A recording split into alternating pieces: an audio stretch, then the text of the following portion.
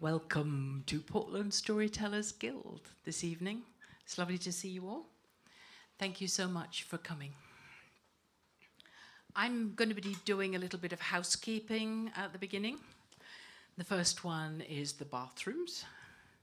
There is a bathroom here, but please don't use it during the performance. Otherwise, we're going to stop talking and wait till you come out. There are two bathrooms, and I said to the previous audience, I feel like I'm an air stewardess.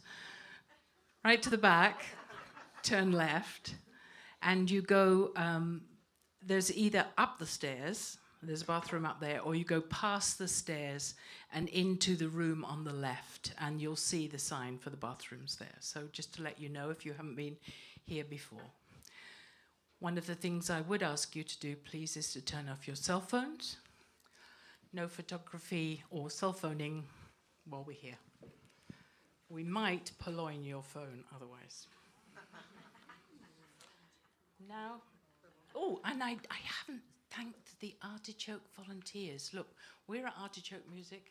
They're the best group of people that we know about. They are just nice people.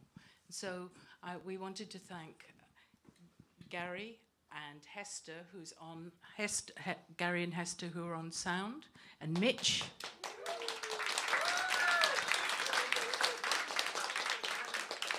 And Mitch, who's on the bar. And speaking of bars, we encourage you to utilize the bar because Artichoke, that's the way they help to support themselves. On the door was Gretchen. I don't know if she's still there or not. Oh, she's sticking her hands through, so she's there.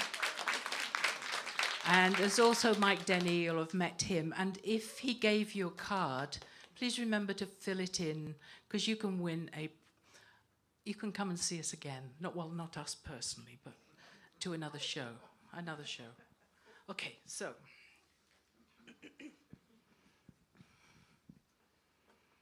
We're the Crones.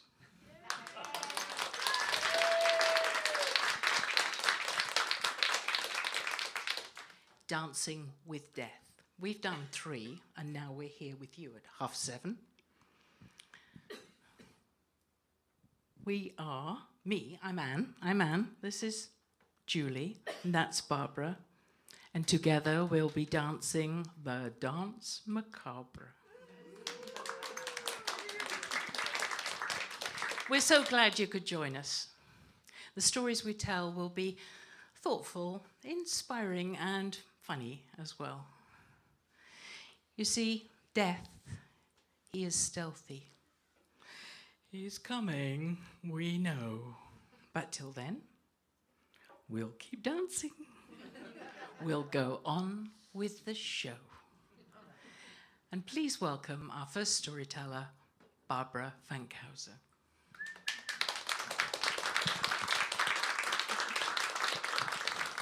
Thanks. Anne authored that poem, and I just want to point out the only thing that rhymes with Barbara is macabre. So, thank you, Anne. Old man Jinx looked bad. I mean, he looked so bad his wife thought she should probably call the doctor, but he didn't want anything to do with that.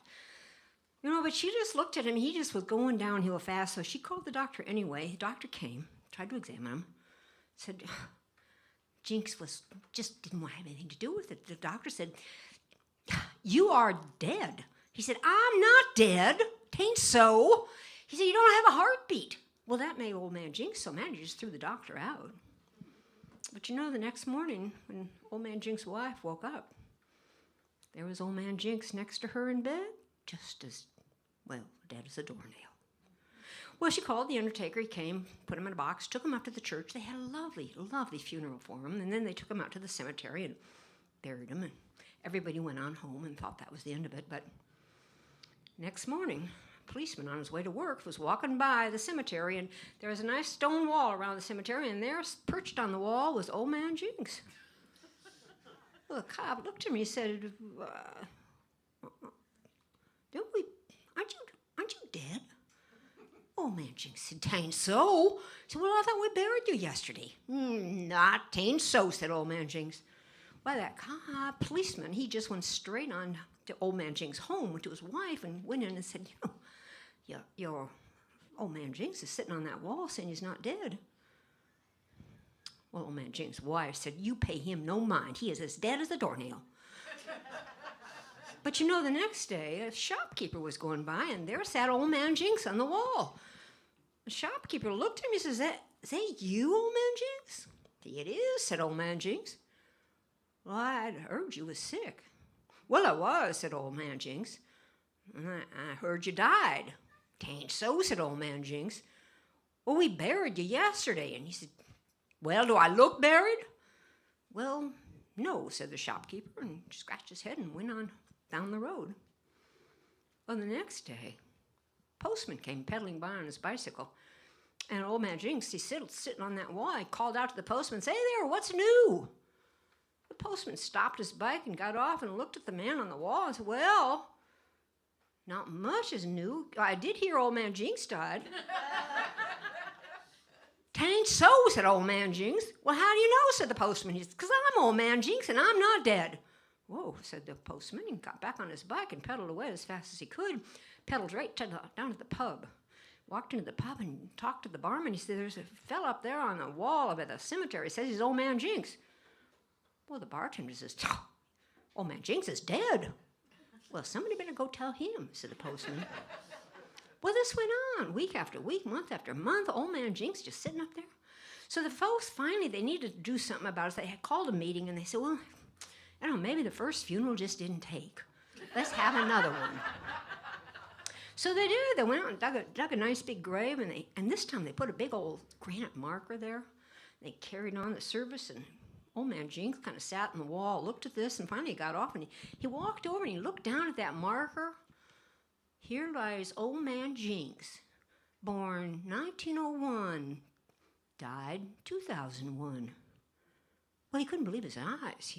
He read it 3 or 4 times and scratched his head and thought, well, it's carved in stone. I guess maybe it's true. So he climbed in and pulled the dirt off himself, and that was the last problem they had with old man Jinks.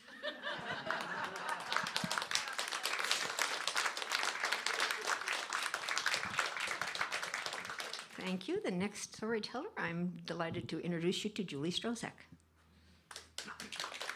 It gets a little darker now.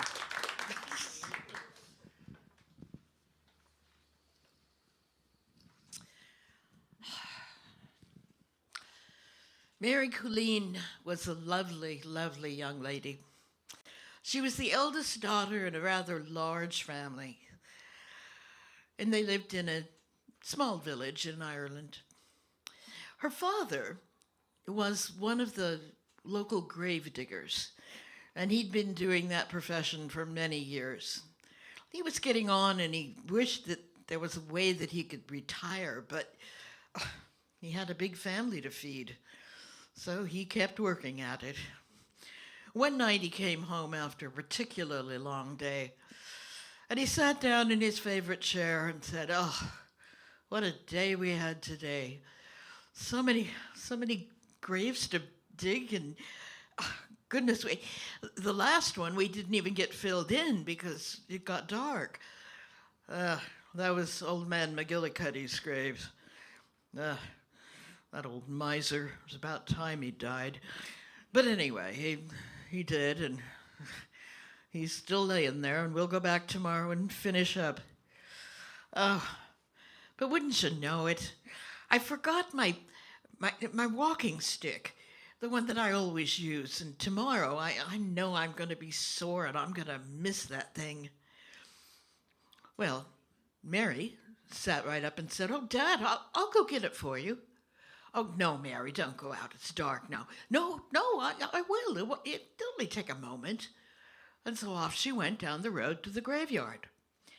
When she got there, sure enough, she found old man McGillicuddy's grave, and it was still open, and the coffin was lying there. The walking stick was stuck in the ground close by, and she walked up to get it. And as she reached out to grab it, the lid of the coffin popped open. And there he was, old man McGillicuddy. Except he opened his eyes and he sat up. "Take me up on your back," he said. Oh, Mary was terrified. She wanted to run, but it's like her feet were made of stone. She couldn't move. I can't take you up on my back. You're a full-grown man. I can't carry you." "Take me up on your back." Well, she had no choice.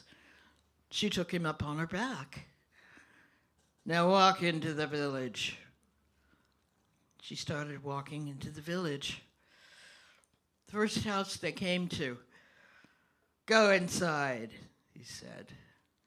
Well, she walked up to the front door. No, he said, "Stop. There's holy water in that house. Go to the next one." And so she walked to the next house. "There's holy water in there too. No. Go to the next one." Mary saw that the third house was a very large house. It belonged to the richest man in the village. And she went up to the door. "Oh, they probably have holy water here too," she said. "I smell no holy water. Go inside." And so she walked in through the front door. "Now, find me something to eat." She walked into the kitchen and set the dead man down on a chair. She looked around the kitchen. All she could find was a small bowl of dried porridge. "That's all there is," she said. "Find me a good sharp knife." She had no choice. She found him a knife. "Now, take me up on your back again and bring the bowl with you. Take me upstairs." "Oh, no, I can't take you upstairs. The family will wake up." "They won't waken." And so Mary walked up the stairs. She came to the landing and went into the first room. That was a room where the rich man's 3 sons were sleeping, all in different beds. "Go to the first bed," the dead man said. She went to the bed, and the dead man took the knife and reached out and caught the boy's hand and cut a great slice in the boy's finger, and then squeezed the hand until blood flowed into the dish of dried porridge. "Take me to the next bed," he said. He went to the second son, and again he cut a big slit in the boy's finger and squeezed until the hand went white. "Take me to the third bed." The same thing happened. He cut a slit, squeezed the hand until the hand was white as snow. And it seemed obvious to Mary that all 3 of those boys were no longer living. "Now," he said, "take me back downstairs and bring the bowl with you." They went back down to the kitchen. "Fix the porridge now. It's moist enough," said the dead man. Mary somehow found the strength to prepare the porridge as it should be. "Now get 2 plates," said the dead man. She took the plates and divided the porridge into each of them. The dead man took his plate and a spoon and began to eat, for he was very hungry. "Eat your share." Mary sat down and took the plate close to her, but as she watched, she made sure the dead man wasn't looking. She took the scarf off her head and she wrapped it round her neck, and then she pretended to eat. But instead of putting the terrible porridge in her mouth, she dropped it into the scarf. Soon both of their plates were empty. Mary took off her scarf and tossed it under the kitchen table. "Now," the dead man said, "take me back up on your back and take me back to the graveyard. I have to be back before the sun rises." And so once again she took him up on her back. Oh, he was so heavy. It was like carrying a bag of rocks. I don't know if I can make it," she said. "Oh, you'll make it fine. You've eaten the food of the dead. You should be much stronger now."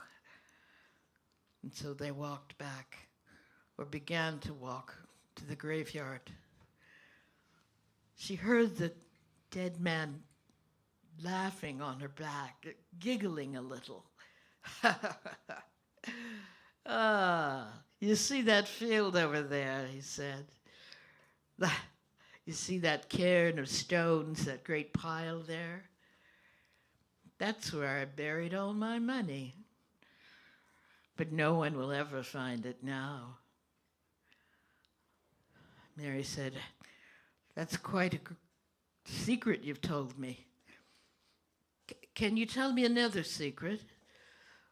Is there any hope at all for those 3 boys?" "Oh, there would have been.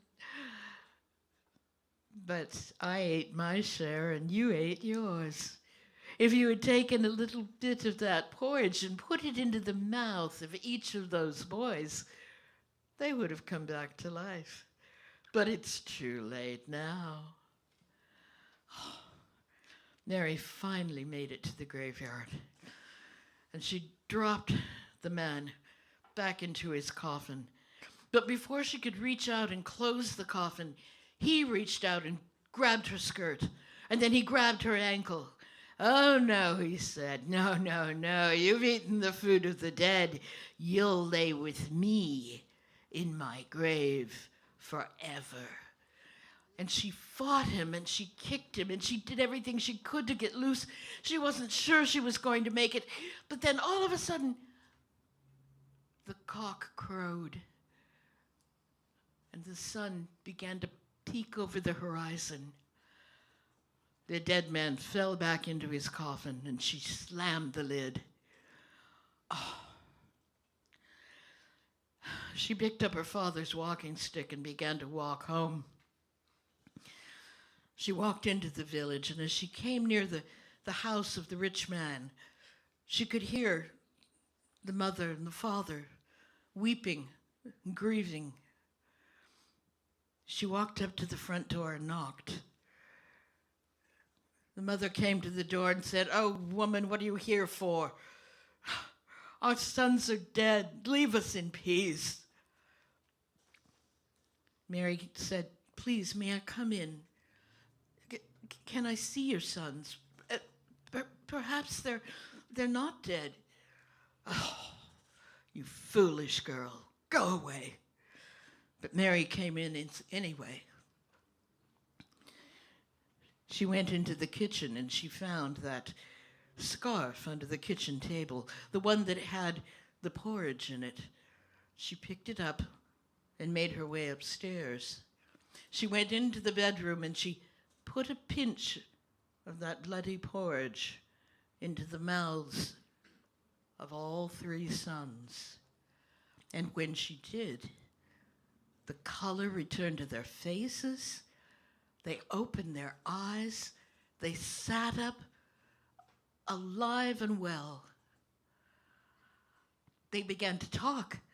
And when the parents downstairs heard it, they came running up. "Oh, our boys are alive. It's a miracle. How could we ever thank you?" And Mary said, "Well, there's really no need for thanks. I was glad to help. But if you insist, that field that's not too far from your house, the one with the pile of stones in it, if that field belongs to you, could you give it to my family? The father of the family said, why would you want that? There's nothing but thistles growing there.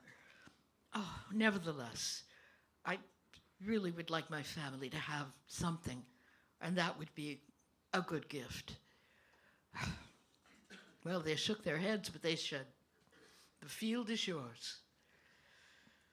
Mary left then, and she walked on home. And she presented her father with the walking stick.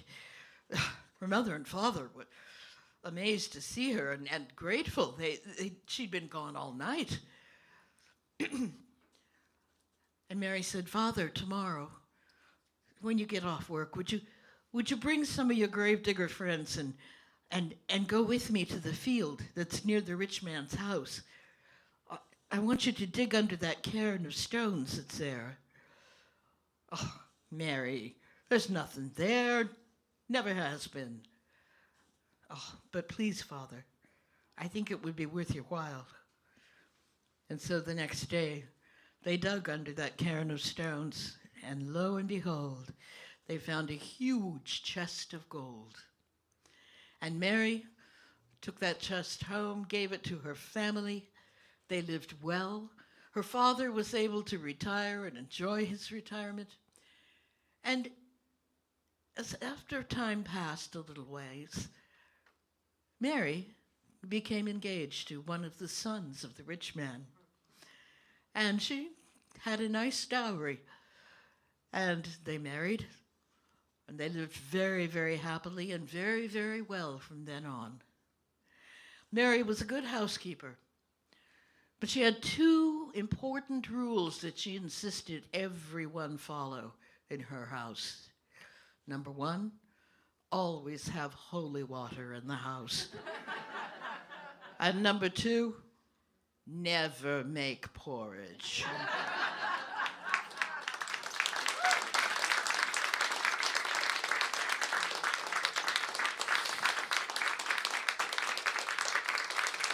Thank you.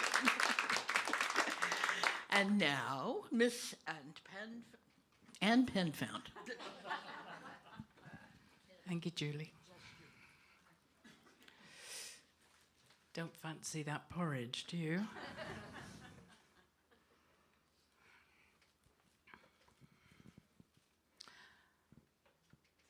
I don't normally tell fairy tales, but I came across this story, which was definitely a once upon a time. You know that? Once upon a time there was. I mean, it had a prince, two princesses, a quest, a plot, and with a sort of ending that you would expect when you hear the story. And I sort of... But then, from a different source, I found the same story with a different ending, and I thought, woohoo, I'm going to tell it. So this is a story with two endings. You get to choose which ending you like. I'm not going to ask you to put up your hand and vote. I'm just going to say, just decide how you want this story to end yourself. Prince Felipe, the only son of a king,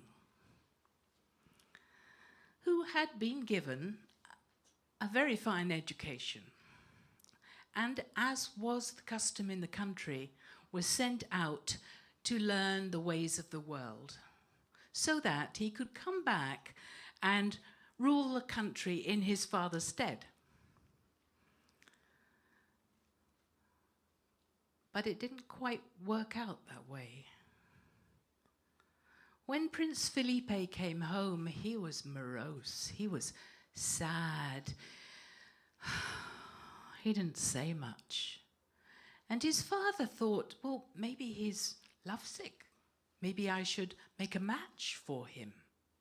And he said to Felipe, how are you in the ways of love? Do you wish me to find you a princess? I have lots of connections.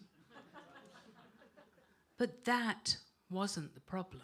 You see, when Prince Felipe had been out learning the ways of the world, he'd heard a rumor about this country.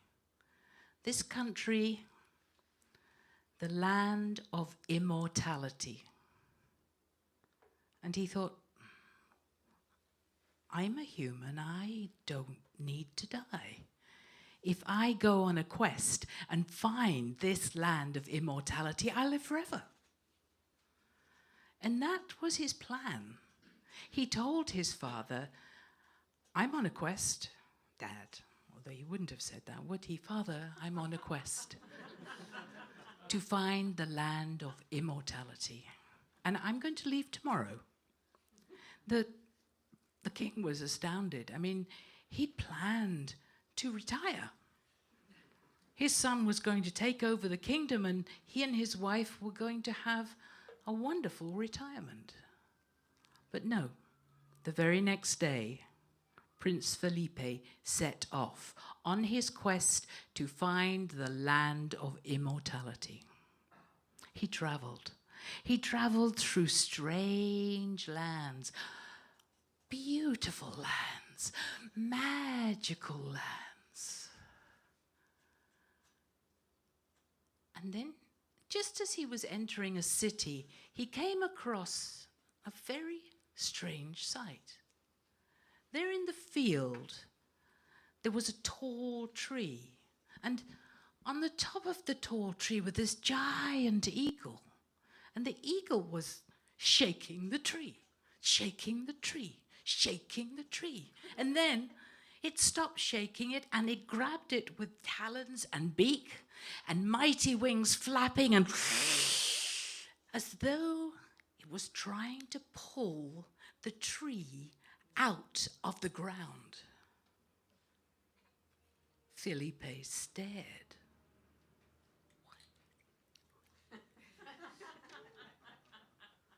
He looks as though he's trying to pull the tree out of the ground. What is he doing? And that's when the eagle saw him. It flew down and spoke. Who are you?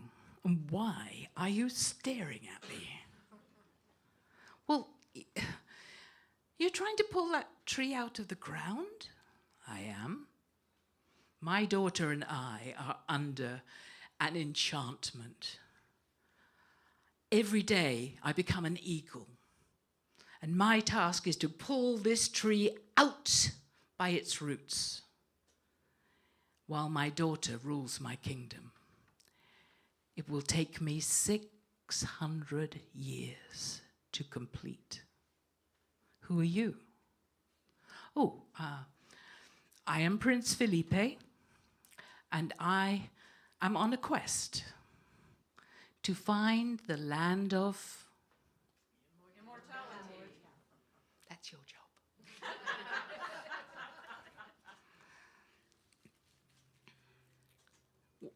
Have you heard of the land of immortality? No, I haven't. And besides, I think that 600 years is long enough to live. Why don't you come back to my castle? I will get my daughter to feed you, and you can stay. And my daughter is very beautiful. She might persuade you that you'd like to stay forever. Well, at least 600 years. And Felipe was tired and he was hungry. And so he went back with the king. He was a king. To the castle. And Felipe met Princess Annabelle. She was very beautiful.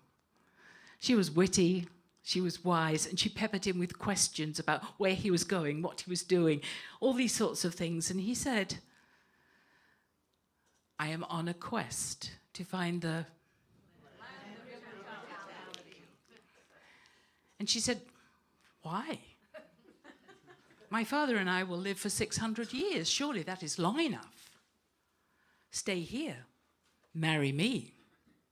and you and I can rule this kingdom for my father while he is trying to pull that tree up. But he couldn't. You see, he was on a quest to find the land of immortality. Yes, and a prince cannot give up a quest that easily. And so he declined the hand in marriage. And she said, well, wait, I will give you a gift. A gift. I have a gift. It's a box. It has my portrait in it so that you will remember me by. And it is a wishing box. If you can see something, you can wish to be there instantly. You see that tower over there, that tower? If you wish to be on that tower, at that tower, then you will be there as soon as you wish it. If you wish to be on that field over there, you will be on that field. What a wonderful gift. And so the next morning, the prince set out with that wishing box, and he used it to get from this place to that place, until one time he came to a town which seemed to be blocked in by mountains. And there was nowhere for him to wish to go except the town. And he thought, now what? And then he realized if he went to the top of the mountain, he could probably see beyond. And he could wish where to go next. And so he wished himself on top of the mountain. And sure enough, the vista was amazing. I mean, he could see cities and towns for miles and miles around. And he was just about to wish himself into the next city when he thought, there's somebody here, there was an old man with a spade digging up the mountain. He would dig up the earth, and then he had a basket just in front of him, and he would drop the earth into the basket and drop it in and keep digging and dropping until the whole basket was full. Then he picked it up and he walked over to a place where he could tip it over the side of the mountain, and it would go down right down to the base. Bring back the empty basket and then back again. Dig more earth into the basket, drop it over time and time and time again. And Prince Philippe thought, what is he doing? He looks as though he's trying to flatten the mountain. Why? And of course he was staring. And Prince Philippe said, the old man sort of came over and said to Prince Philippe, who are you and why are you staring at me? Oh, I am Prince Philippe, and I am on a quest to find the land of immortality. You look as though you're trying to dig up the mountain. Why? Oh, my daughter and I are under an enchantment. By day, I become an old man and I must dig up this mountain. My job is to flatten it to a plain. It's going to take me 800 years. And when the dusk comes down, I change back into a king. And complete with my golden crown, I live in a palace with my daughter and my family. You should come back to my palace. I have a beautiful daughter. Her name is Beatrix. She doesn't know anything about the land of immortality. You should tell her. And so they went back to the palace. Beatrix, she was beautiful. She was very witty. And of course, she was wise. And so she peppered him with all sorts of questions about where are you going, what are you doing, who are you, and all that sort of thing. She was quite engaging. And then she said, well, why are you interested in immortality? And he said, well, I've got this quest. I'm on this quest. I must complete this quest to find the land of immortality. Oh, she said, so you won't marry me then? No. and tomorrow I must leave you. She said, I have a gift. I want you to remember me, but I give you a gift. And she gave him the gift of a golden ring. Here, she said, this is a wishing ring. If you wish to be at the end of the world, whoosh, you'll be there. So the next day he set off. And as soon as he had got on his way, he wished to be at the end of the world. And whoosh, he was there. It was the strangest land. I mean, it was quite beautiful. But instead of houses, people had palaces. And they were dressed in all sorts of different costumes, and they spoke many different languages. None of the 32 languages the prince had learned when he was under tutelage. And so he couldn't speak to anybody. And he wandered around, and he was lost. He couldn't ask for directions. He couldn't ask whose land it was. But then he saw someone that was dressed very similar to the way he was dressed, and he thought, maybe he's from my country. So he went over and he spoke, and the man replied back. And that's how Prince Felipe found that he was in the Blue Kingdom, the Blue Kingdom that was reigned over by a queen, Queen Carolina. And he was taken to the queen, and she, well, do you think she was beautiful? And was she witty? And wise? And she too, funnily enough, was under an enchantment.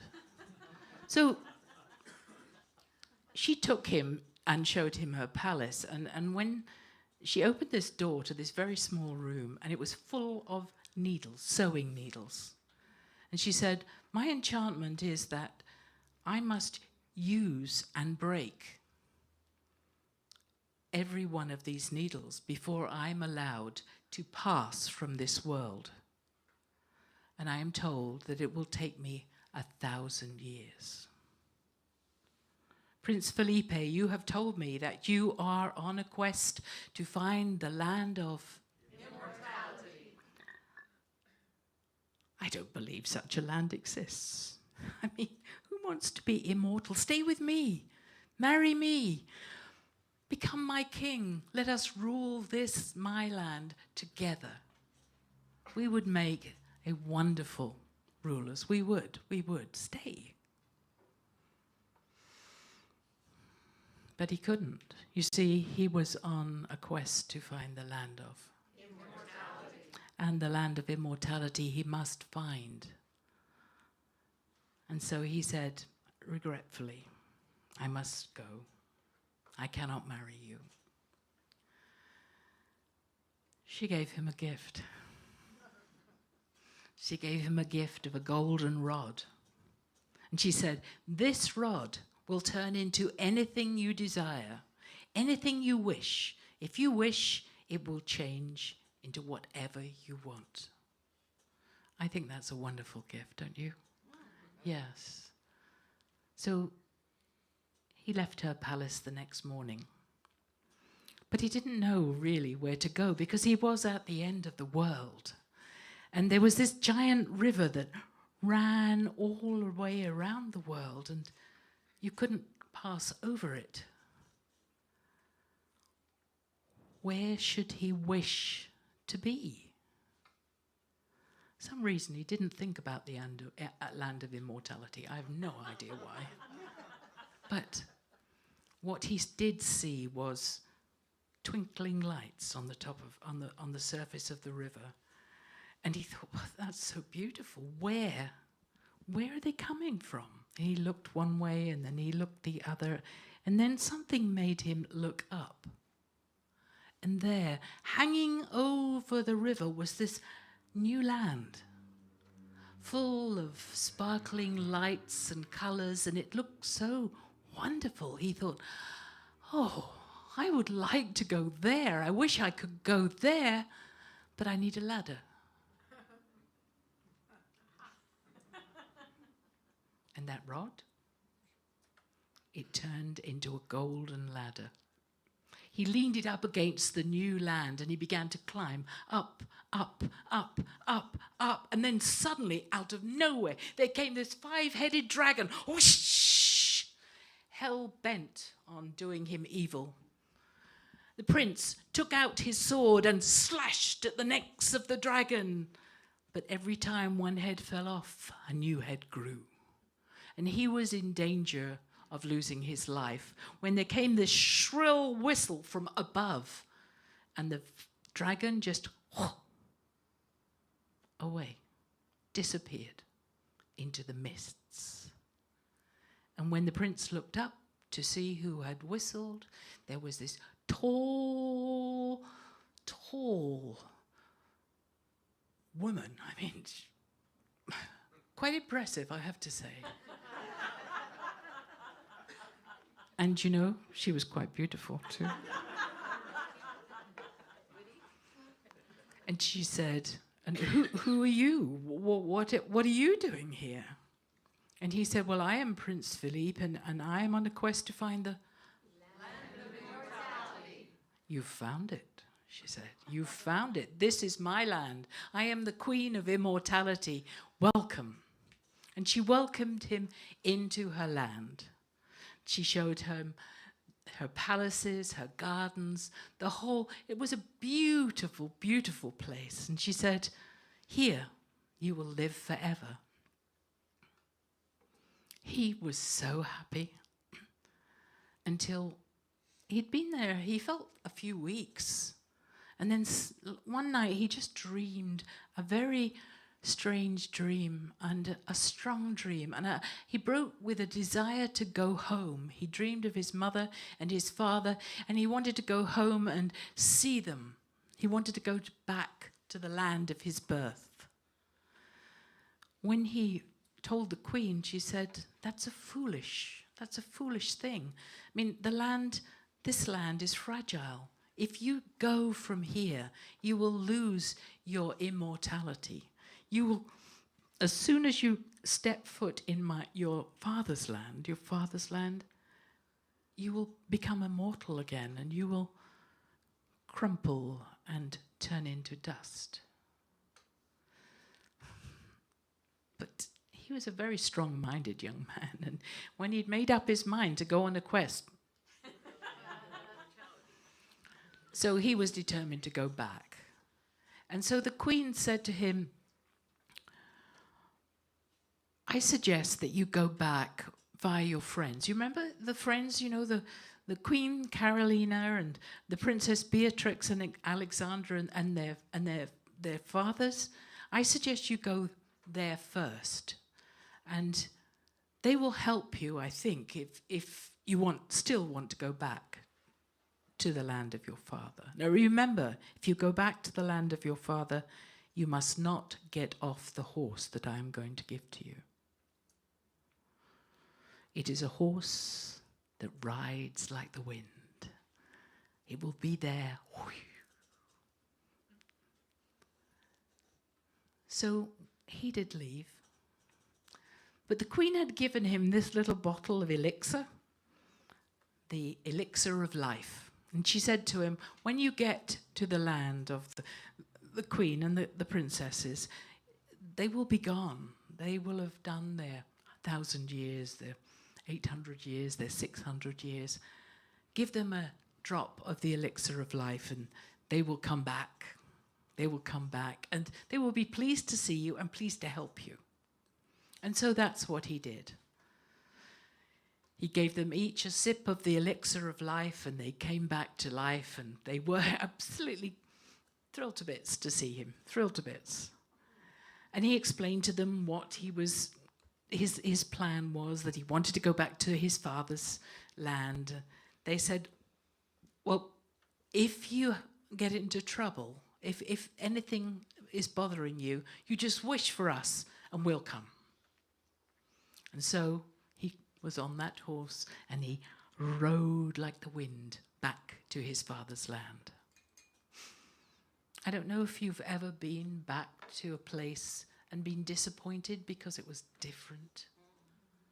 It was different. There was no kings or queens for a start. There were no kings or queens, and nobody seemed to have known about his father. They didn't know his name, they didn't know anything about him, and he was so disappointed. The land had been looked after for many years by a parliament of ordinary people. And so Prince Felipe decided that he should return to the land of immortality. And he was just about to set off when a voice hailed him. Felipe, I know of your father. I know of your father. I can give you news of your father. If you would just help me first. You see this wheel stuck in the mud? I cannot get it out. Would you help me pull it out of the mud, Felipe? And Felipe thought, somebody knows of my father. Yes, of course I can help. I mustn't get off my horse, but I am strong. I have been living in the land of immortality. I have not aged one bit. And so he thought to lean himself over the horse and grab hold of that wheel with one hand and yank it out and then put it in the old man's barrow as he'd asked. And so he leaned over, stretched, and he was just about to put his hand underneath the wheel when a hand clamped him on the forearm. And when he looked, the old man was now taller somehow. The old man had a very strong, steely grip. And he found himself looking into the eyes of God, Father, Death. I have you now.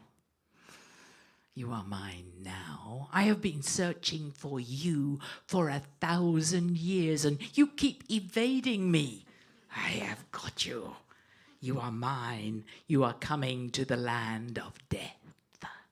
And the now strong man began to pull Felipe off the horse. And Felipe thought, help! And immediately,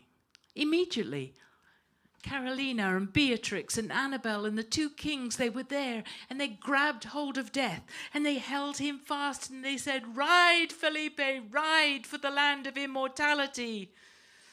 And Felipe did. He rode like the wind on that horse.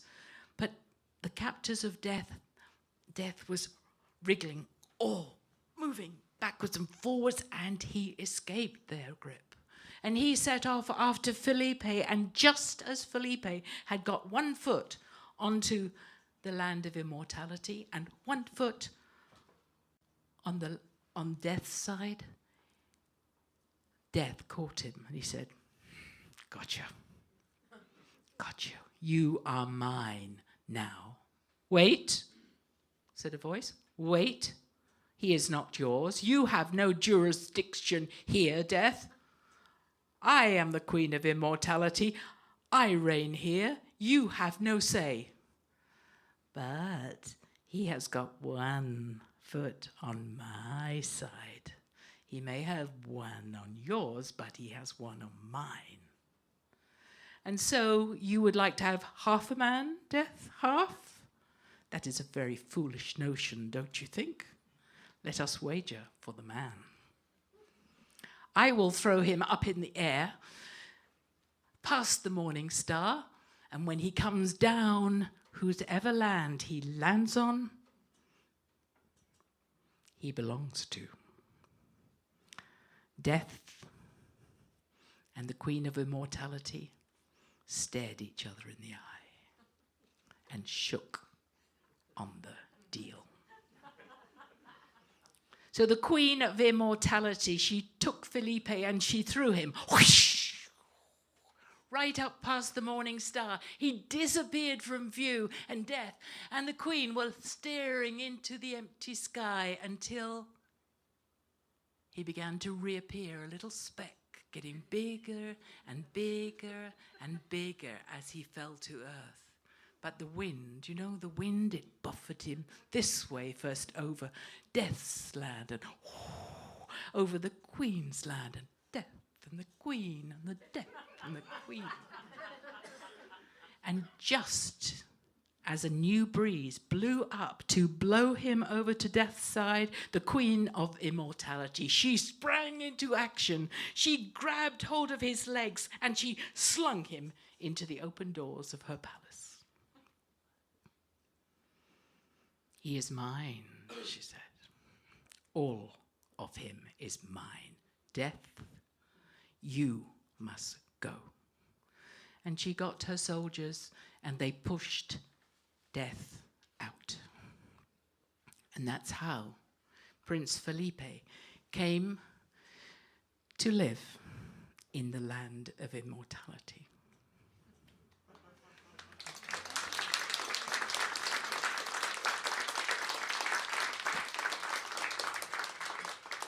But I told you there were two endings. That we're not going to have it now. It's now time for a wee break, an intermission. We're going to take a 10-minute break. We encourage you to go to the bar and have some refreshments. When we come back, we'll do the drawing for the cards. And thank you. See you back in 10 minutes.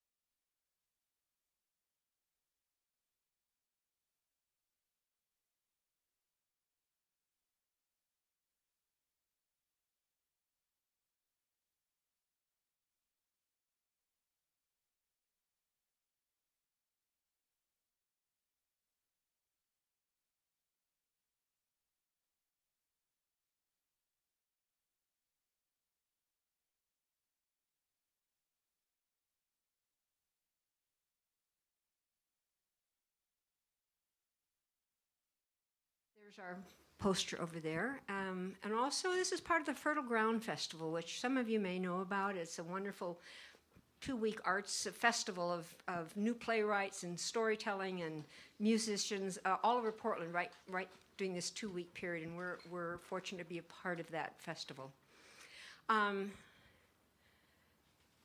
We're going to draw for, I want to tell you about some guild things coming up. We are the guild. We have 2 more months left in our storytelling season. We have May and June, going backwards in time, May and June, and then we're break until the following September. But I want to tell you about these shows we have coming up.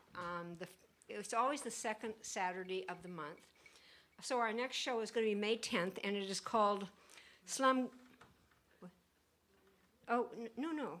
It's May 10th, and you're April. I'm sorry. You're coming up before. This is true. Okay, let me get chronological here. Our next show is, we have these shows called Extras, and they're on Zoom. And it's one of our exceptional storytellers who does an hour show on Zoom by donation, I believe. Yes, I'm sorry to say. But to get to the show, you need to go to the Portland Storytellers website,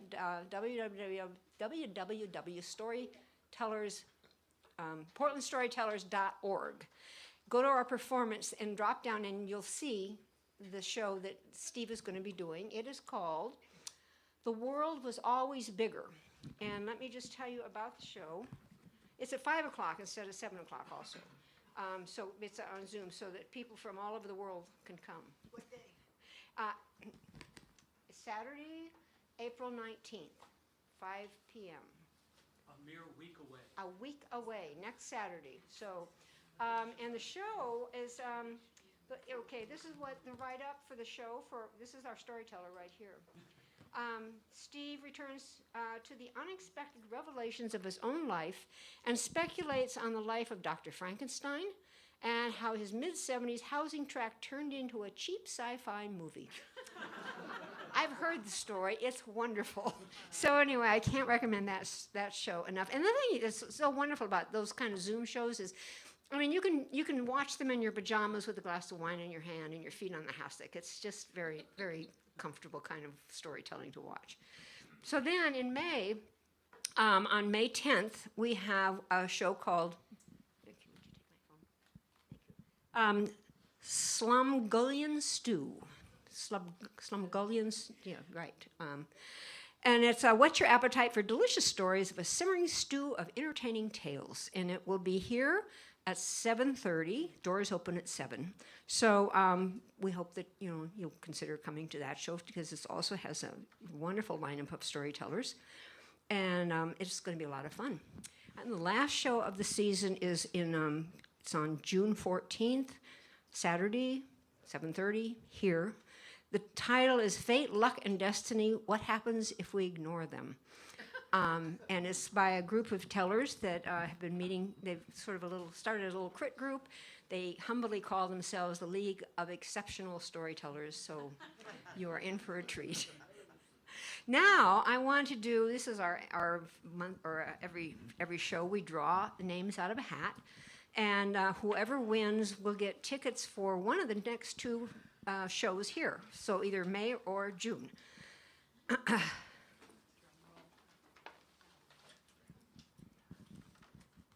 the winner is Geo.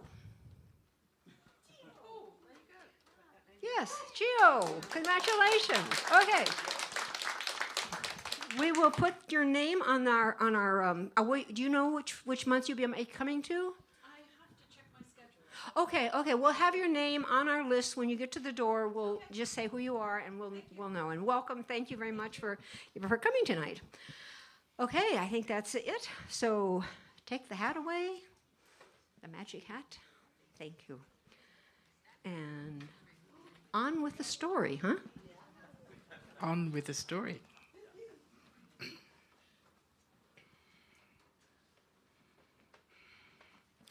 I took this story to a retreat the other day. I think I told you that. And when I got there and I told this story, And someone came up to me and she said, "I know another ending." I said, "But I've already got two." And she said, "Well, this is the other ending."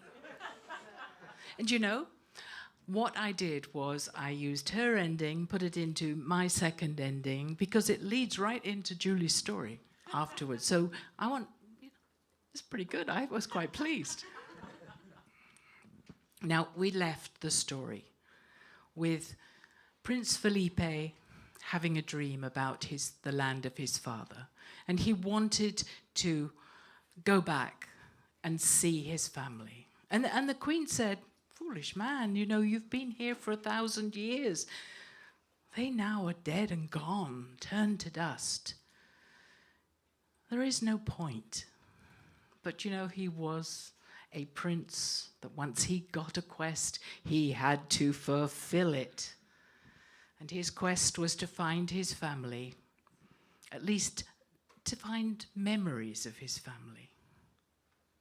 And so the Queen of Immortality gave him a horse that could ride like the wind. And that's what he did. The next day, he climbed on that horse and he rode like the wind. And he was back in his father's land. But he didn't recognize anything. There was nothing like it had been before. The whole place was ruled by a parliament of ordinary people, and no one had even heard about a king. He would have to return to the land of immortality without finding anything about what happened to his father. But then he heard a voice. Just as he was about to set off, this voice said, "Felipe, I knew your father. I have a word of your father I can give to you if you help me. You see this wheel?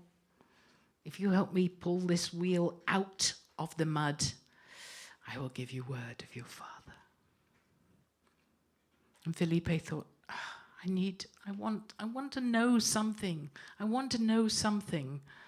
And of course he was strong. He hadn't deteriorated in any form or fashion like the rest of us.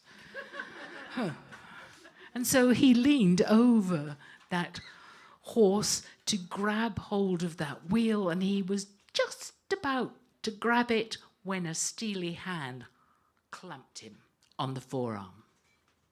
And when Felipe looked up, that old man had grown taller, and that grip was pulling him down. You see, Felipe, I've been searching for you for 1,000 years. And you look into my barrow, you see all these shoes? I've worn them all out looking for you. All these shoes collected here just because I couldn't find you, because it's taken me so long. Now you are mine. You are coming with me. And that strong grip became a strong pull, and Felipe felt himself pulled off that horse. He only had time for a sigh before he crumpled to the ground and turned to dust.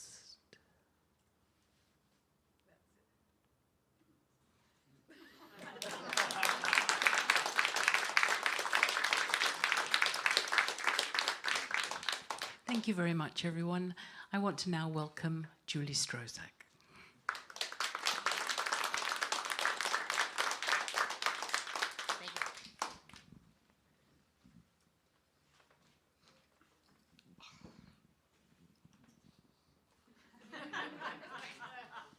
How you doing?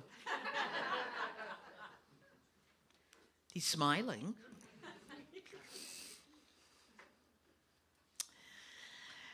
Colin the cobbler was the best shoemaker in all the county round.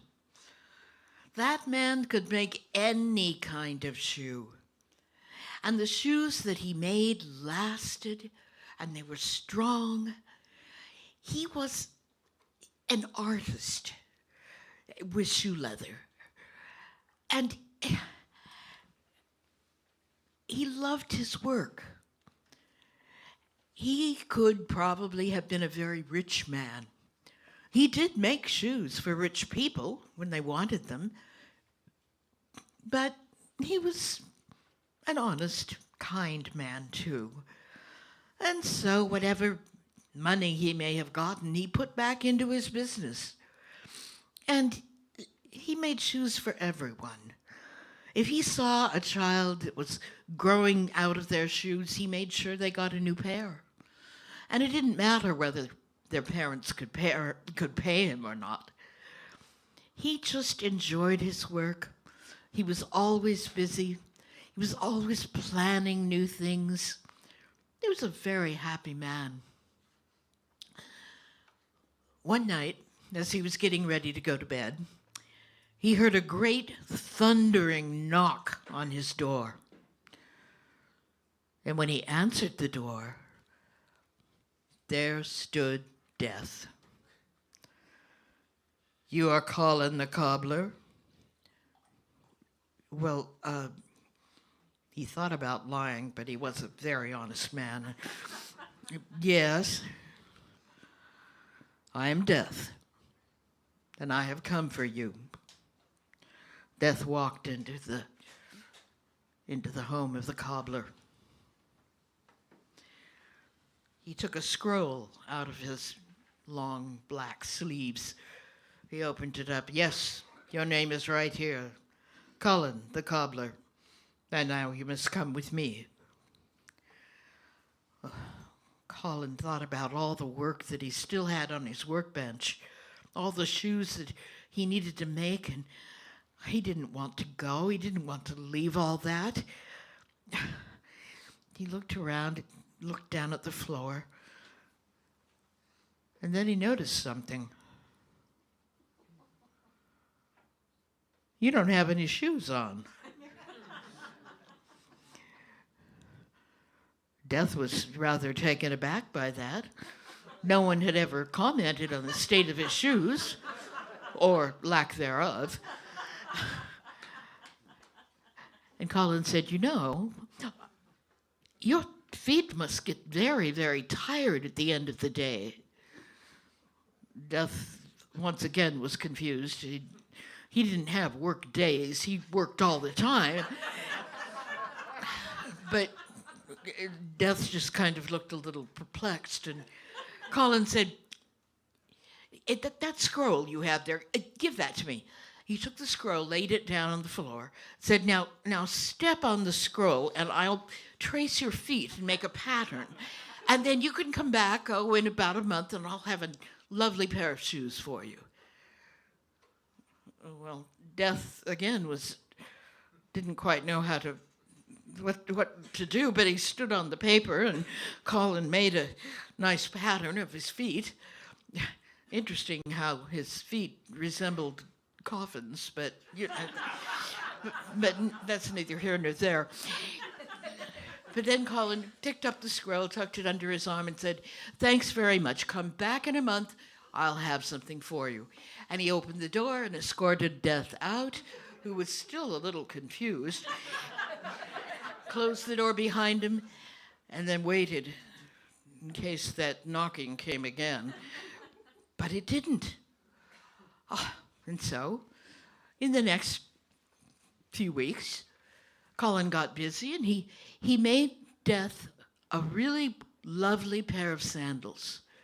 I mean, they thought that would look nice with the robe. Yeah.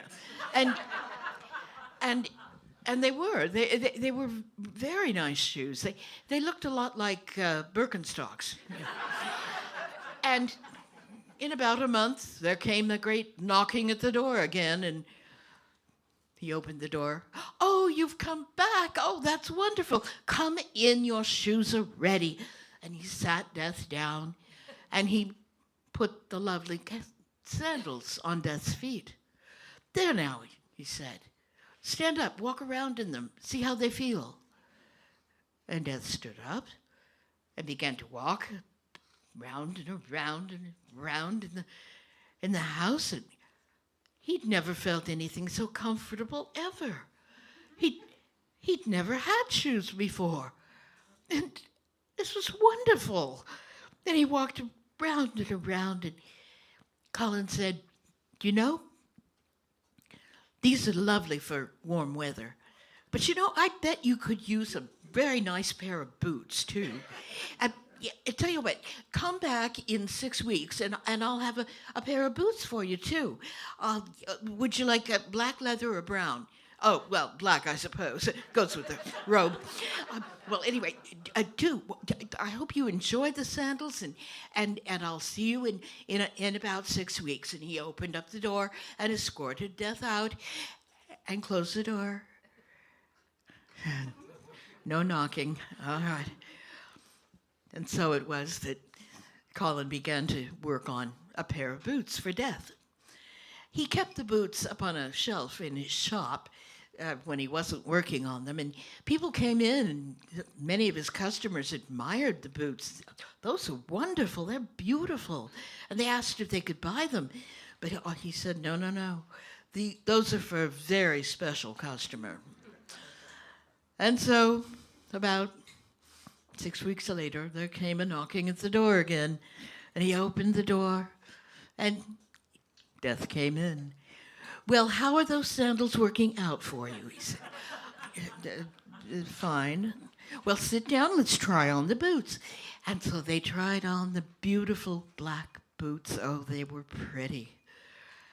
And Death got up and he walked around. Those were even better than the sandals. Oh, he walked round and round and round, and finally he just walked right out the door. And Colin was very happy. But it wasn't too many weeks after that once again, a knock at the door. Death came in. "Oh, well, why don't you sit down and have a cup of tea with me? You know, I've been thinking, and there's a whole lot of shoes that I could make for you.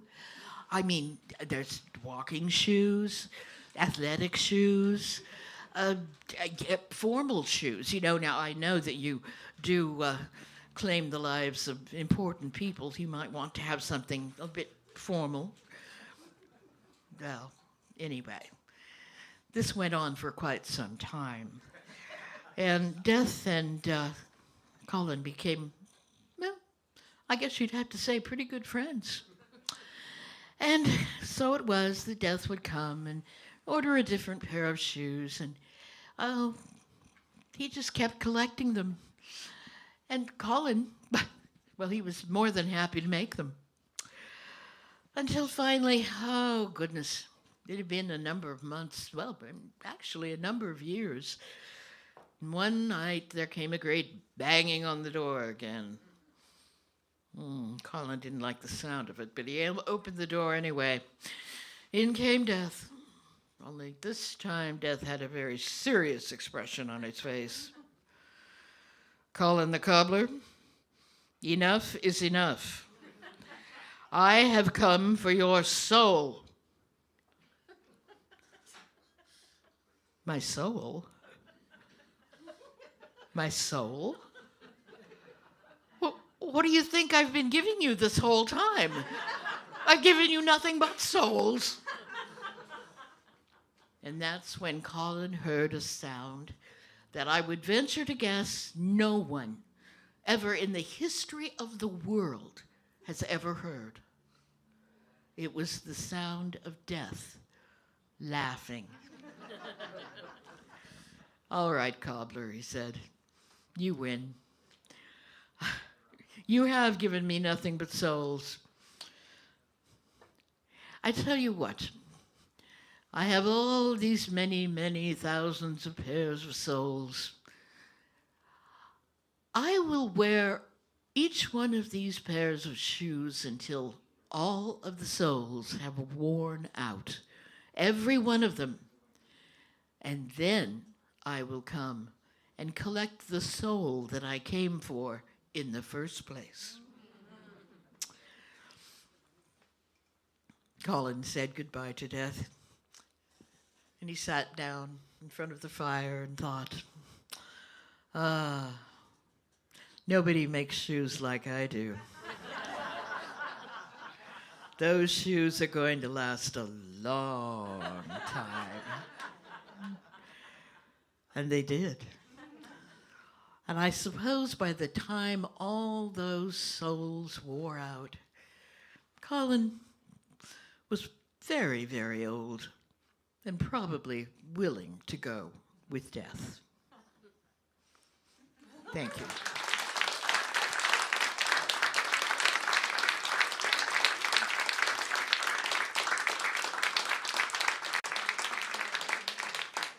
That story, in case you're curious, is called The Keeper of Souls. And now, Barb Fankhauser. I did it again. Thanks, Julie. I love that story. If you were to go on your favorite search engine and search for Biddy Early, she would show up as a woman from the 1700s who was a healer and a gatherer of herbs and what do you call this? An herbalist and a healer. The problem with being a woman of the 1700s who was an herbalist and a healer is you were probably also branded a witch. And in the historic Biddy Early, she was indeed branded as a witch, although she did not come to a bad end as what I did see. But the story I'm going to tell you of Biddy Early was a little different than the historic Biddy Early. Now, Biddy Early, she was an Irish woman. She lived in a little village in Ireland, and she was an herbalist and a healer. She would go out into the fields and the forests or the byways at any time of the year and knew exactly which roots to dig, which bark to peel, which plants to take, which leaves to take and crush into tea, or what things to turn into salves and balms and poultices, and to make all of the things that she made that would heal the body, the spirit, and the soul of man and beast. Well, the people loved Biddy Early because she was such a gift to their village. Well, everyone loved her except maybe the priest. They found her a bit of a stiff competition. But even a priest would come around on occasion to consult with her in the evening about some of the tougher cases. Now, Biddy Early would tell you that she was older than dirt. And she lived in this little whitewashed cottage on the edge of the village. And one afternoon, she was in her home, and she was sweeping out the front room with her broom when there came a knock on the door. She opened it, and just like Colin the cobbler, there stood Death. And Death looked at her, and he said, "Grandmother Biddy Early, as you know, every living thing on this planet is allotted so many years, so many months, so many weeks, so many days, so many minutes, so many seconds, and you have come to the end of yours, and you'll be coming with me now." Well, Biddy Early looked at him and said, "Oh, well, Death, I knew you'd be coming for me someday, but I didn't think it'd be quite so early. I'm feeling fine. But you know, I've lived a good long life, and it's been a fine life, and I will be coming with you. Just as soon as I finish sweeping out my room, because I'm not leaving a dirty house." Well, Death looked at her and said, "I don't think you quite understand. I am Death, and you're coming with me now." And Biddy Early looked at him and said, "I don't think you quite understand, young man. I have always respected Death, and I would like a little respect in return. And if you were not such a layabout, you would come in here and help me so we could get on our way that much sooner." Well, Death realized that this was not a woman you were going to argue with. And so didn't he come into her cottage and take that broom in his bony hands and start trying to sweep. But when you really think about what Death does for his occupation, manual labor is not one of the definitions that would come up. And he was not very good at what he was doing. And he was kind of moving the dirt around. And Biddy Early looked at him for a bit and said, you know, this maybe isn't what you're good at. Come into the kitchen. I need you to cut up some vegetables for me. I think you can do that, perhaps. And so he came into the kitchen, and she showed him the cutting board and a big cleaver and some potatoes and carrots and said, cut them up. I'm not leaving any food to go bad. Well, he took that knife in his bony hands, and he tried cutting, and he wasn't much better at that than he was at sweeping. And it was a good thing that he didn't have any flesh on those fingers, because there would have been blood all over the cutting board. Well, she watched him do that for a little while, and finally she said, oh, you know, it's a good try, but you know what? Here's what I think maybe you could do. Why don't you go out and stand by my front door? Because there's people who are going to be showing up here. You see, I'm having a party, a birthday party, my last birthday party, apparently. And people are coming, and you could greet them at the door. And Death looked at her and said, you want me to greet your guests? Well, I think you can handle that. So Death went out into the living room, and he stood there, and sure enough, people started knocking on the door, and he'd open it, and he'd come into Betty Early's. And they would walk in, and they kind of look at Death and come on in, but you know, it was Ireland. They'd seen stranger things. And in no time, the room was filled up with people, and the conversation was getting louder and louder, and you know, a couple of bottles of poteen got passed around, and it got even louder, and Death, he sort of faded back against the wall to just watch all this activity going on. Well, let's face it, he probably wasn't very good at small talk. So he just sort of watched, and in time, the stew was served, and then after that, out came the birthday cake, and the candles were lit, and the songs were sung, and then after that, they started cutting the cake into little pieces and putting them on plates and handing them out to everyone, and Death stood there watching this whole thing, and pretty soon, here comes a little 6-year-old boy, came with a little plate of cake, walked up and said, "Here, Mr. Death, my grandma Betty's Early's birthday is today, and this is her birthday cake. Here's a piece for you." And Death said, "Well, I don't eat anymore, as you can see. I have no place to put food." And the little boy just looked at him and said, "But it's birthday cake. Everybody eats birthday cake." Well, he wanted to be a good sport, so he took the cake and he took a little bite of it and he put it in his mouth, and well, it bounced off the back of his throat and kind of bunk, bunk, bunk, bunk, down his rib cage, off the hip bone onto the floor. Well, who should notice this but the children? And in no time at all, there was a line of the little ones standing there in front of Death, someone with a little plate of cake, someone with a little cup of punch, all of them wanting to feed Death and watch what happened. Well, there was a growing pile of soggy birthday cake at his feet when the music started, and people began to dance. Oh, there was jigs, and there was reels, and the floor was bouncing with people dancing and the music going on, and Death was watching this whole thing, and sometime during that moment, somebody reached out and grabbed Death by the wrist and pulled him onto the dance floor, and well, he wasn't much of a dancer, obviously, but he did his best, and by the end of the evening, everyone in that room had danced with Death. And Death had danced with everyone in that room. But, as you know, all good things do come to an end. And Betty Early and Death stood at the door, waving goodbye to the last guest, and Betty Early closed the door, and she turned to Death and said, "Well, now I want to thank you for letting me have my last party, and I'm ready to come with you now." And she reached her hand out to Death. And Death, he started to reach out, and then he stopped, and he said, "You know, I can't think when I've had a better time. I mean, really, I don't get invited to many parties, let alone fed and danced with. So I'll tell you what, why don't I come back in a year and see how you're feeling? We'll do that, huh?" And Betty Early said, "Well, Death, if that's what you think, be right, well, that's fine with me." And so I want you to know that in a year, he came back. And the party was just as good as the last one. He was a little bit better at sweeping and cutting vegetables. And the parties have continued.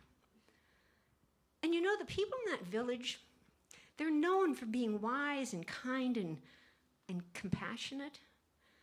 And if you were to ask them about that, they'd say, "Well, could be that because we dance with Death on a regular basis." And while he's not the best or most graceful dance partner, he's certainly no one to be afraid of. Oh, and those people, they also wanted me to tell you there's another party coming up really soon, and you're invited. We're all invited.